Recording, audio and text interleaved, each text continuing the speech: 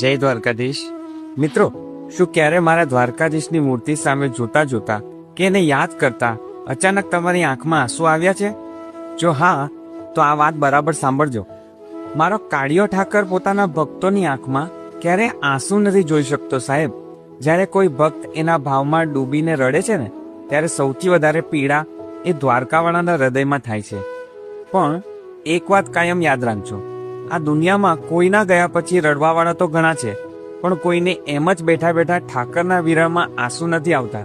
ભલભલા જ્ઞાનીઓ અને ઋષિમુનિઓને પણ આ આંસુ નસીબ નથી થતા. તો પછી આંસુ આવે છે ક્યાંથી?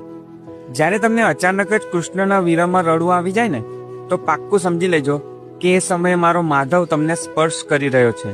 હા સાહેબ, એ સાવ તમારી પાસે જ ઊભો છે. એના અદૃશ્ય હાથ તમારા ખભા પર છે. એ તમને અડી રહ્યો છે, અને એટલે જ તમારા હૃદયમાંથી આ ભક્તિના અને વીરના આંસુ છલકાયા છે. આ આંસુ કોઈ દુઃખના નથી, આ તો એના મિલનના સ્પર્શના છે. જો તમને પણ ક્યારે મારા દ્વારકાધીશનો આવો અદ્ભુત સ્પર્શ અનુભવાયો હોય અને આંખ ભીની થઈ હોય, તો આજે કોમેન્ટમાં હૃદયથી જરૂર લખી દેજો. જય દ્વારકાધીશ. રાધે રાધે.